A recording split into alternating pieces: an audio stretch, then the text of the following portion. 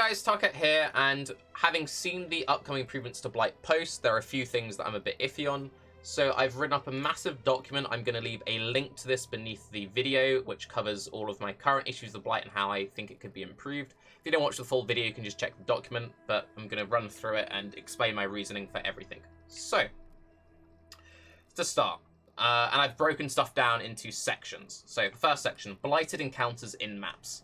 Currently, there is no way to scale with gear or build strength. This is important as Blight encounters have a fairly static set duration, and every build, regardless of type, should hopefully scale upwards, meaning every build, regardless of what it is, will become more and more powerful, yet the duration of Blight encounters is set.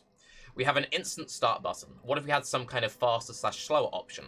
Next wave buttons are very typical in tower defense, as is pause windows within waves of spawns to give time to build towers. Having more control over Blight encounters would help both extremes of players. And most of the focus here are helping the players who are on the super zoom and the lower end and the middle end. To stop a gotta go fast button from being OP, maybe it could cost oils on the bulb itself, which would create an additional oil sink. Alternatively, it could sacrifice pump durability. Say if you could put the pump into overdrive so it pumps faster, speeding up the enemy spawns, but cuts the pump durability by 50 or even 75%. This would also promote setting up stronger tower defenses and be an extreme case of risk versus reward being time. An ideal situation would be having a delve-like infinite scaling difficulty, but that's not very likely. This seems like something I think could be implemented easily and would be a nice addition. Having a slower or safe option could never really be broken, as while it would be a safe reward, it would be a slow reward. Inefficiency is never a good thing in PoE. Now, this isn't asking for a domain of timeless conflict, where the faster the build, the better the rewards. The rewards would be completely static regardless of how quickly or slowly you cleared the encounter. If you take Mr. Glacial Hammer and gave him a tier 16 Hydra map and a Tornado Shot Headhunter Boy and gave him the same map, they still get the same reward, just the Tornado Shot Lad finishes faster. So with this faster or slower pump system, it's the same concept. Doesn't matter if you clear it very slowly or very quickly, you're getting the same result at the end of it. Reward structure. This is a win or nothing league that punches the lower end of builds/players, while currently penalising the zoom players due to its longer encounters. One of the benefits of it being a fairly static, slow encounter is the slower the build, the more efficient it is in terms of reward. However, if you cannot clear the encounter, you are punished by its current nature. So, if you fail to clear a portal completely, you get nothing at all. When one portal finishes, the rest tend to then all finish within a short window thereafter. If you think about most of the Blight encounters you do in maps, they tend to all finish at the same time. If the portals finish in a more staggered fashion, slower or struggling players will still get some small reward upon failure, assuming they could survive the first, say, 1/3 of an encounter, while still being incentivized to improve so that one day they could reap the rewards from all the portals. So basically what I want is, if you had 1 or 2 portals that finished much sooner into the fight, the players who got those down would get something, and if they failed halfway, they would get, something. Whereas currently, you could do 90% of an encounter, fail, and get nothing, which just feels bad. It also feels particularly bad when something bugs or breaks and you don't get anything. Blighted map drops and drops in general.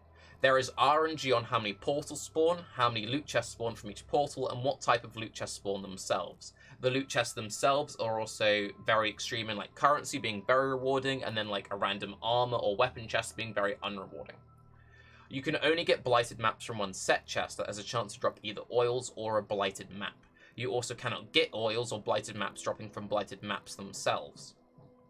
Ignoring how rewarding Blighted maps may currently be, they are currently fairly rare. One would assume rare encounters would also be rewarding encounters. So just go through some numbers very quickly. I have had 5 at 92 and 53% XP, you can see the bottom here, with 38 deaths total in SSF Softcore. Octavian has had 12 Blighted maps with a 96 and 83 character in SSF Hardcore. Baslo has 22 by 98.6% at 4 days, 9 hours played, which is 105 hours total. I include that because that is a lot of playtime, and for many players it would be their total playtime for, the first month of the league, or maybe even the league itself. This looks like a fairly reasonable drop rate, purely comparing XP between our characters. Regardless if you think this is too many or too few, if you look at our XP ranges and the drops we've had, it seems fairly consistent. However, a friend I trust told me had over 15 by 87, some reports from chat 2 at 91, 4 maps at 94, 10 plus by 93, etc. It seems that for most players have had fairly few Blight maps at a fairly consistent rate between players, but some have been extremely lucky. This is most likely the result of what I mentioned earlier due to the RNG nature of portals and chests. Since there are a random amount of portals, random amount of chests, and the map's only coming from a certain chest itself. A possible solution would be an overall nerf to the drop rate of Blight maps from specific chests, but every single Blight encounter has a chance to give a Blighted map from the pump itself, regardless of chest type. This would lower the extreme top end, but raise the lower end significantly. Even though my example sample size is obviously very low and purely anecdotal, the suggested solution would have a definitive result across players, being more Blighted maps in general for most players. If Blighted maps are meant to be a very rare encounter you only do a handful of times per character, then they should be substantially more rewarding, which they very well may need to be anyway, even if they were made more common. General consensus from most people I've spoken to is they just aren't very rewarding currently, but that's just depends on where people feel like stuff should be.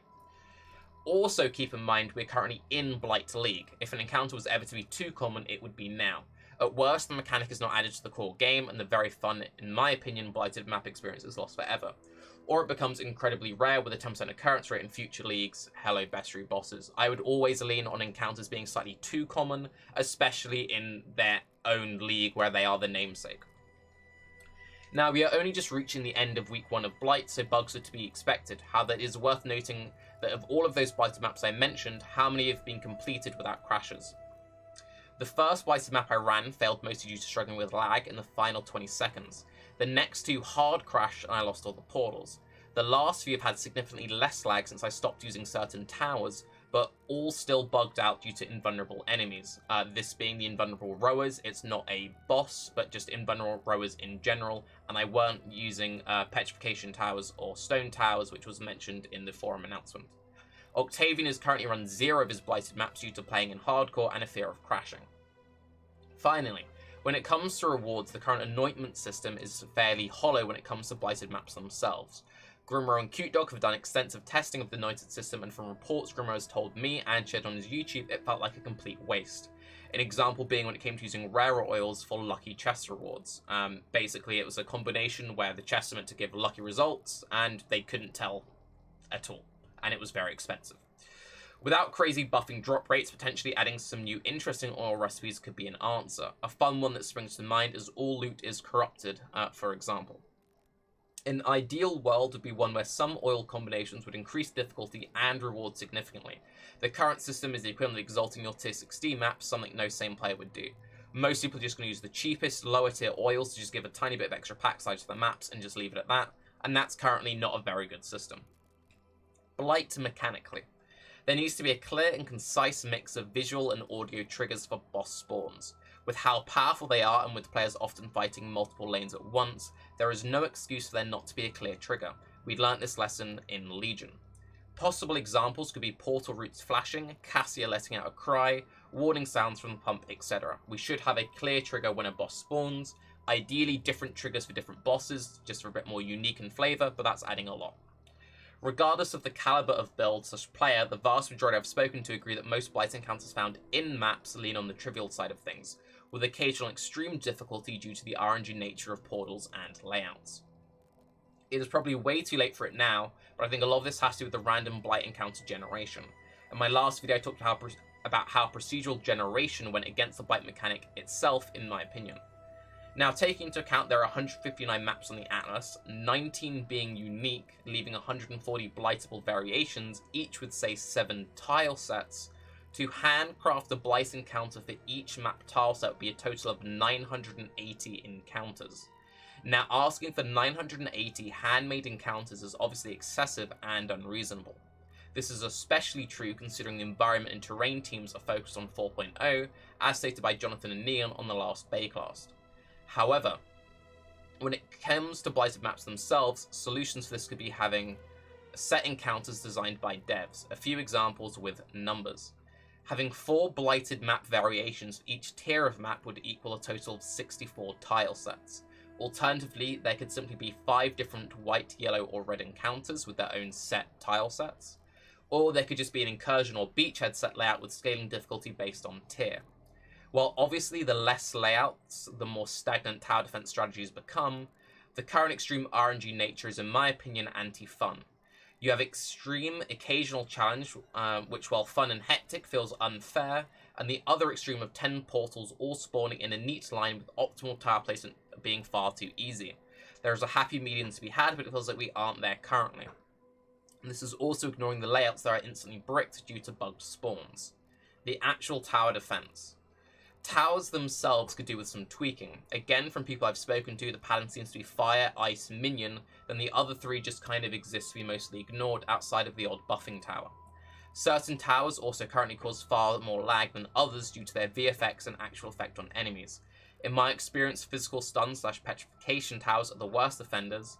Chilling towers targeting too many enemies can do the same. Rank 4 scout minion towers and shocking towers tend to cause problems also, just based on my experience in my ring.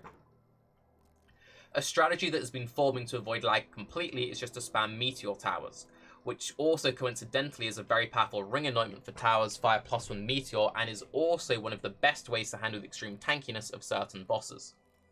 Enemy resistances.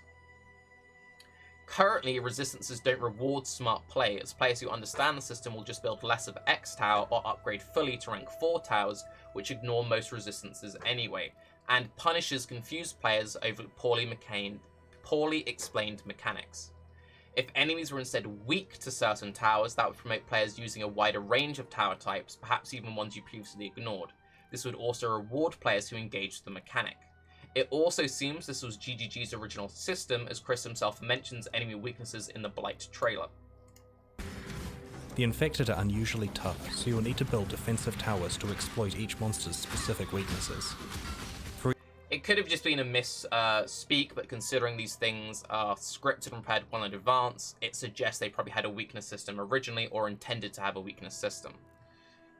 Alright.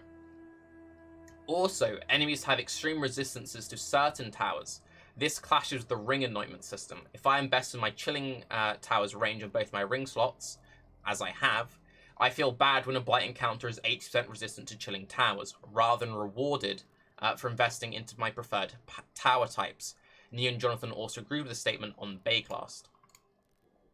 One question I had, which it sort of makes a bit more sense now, but considering that we have maybe not weaknesses, but like some mobs are just like resistant or super resistant to certain towers, do you think that there's maybe a slight clash with the fact that you can have your rings geared to upgrade a specific tower, and you'll most likely want to, like, are you seeing it where people are like going all in on Fireball Tower, or they kind of like they hedge their bets and they do like Fireball and Lightning or whatever?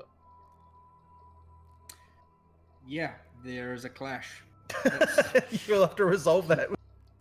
That is, yes, it was. We knew it was going to happen. I mean, it was obviously going to.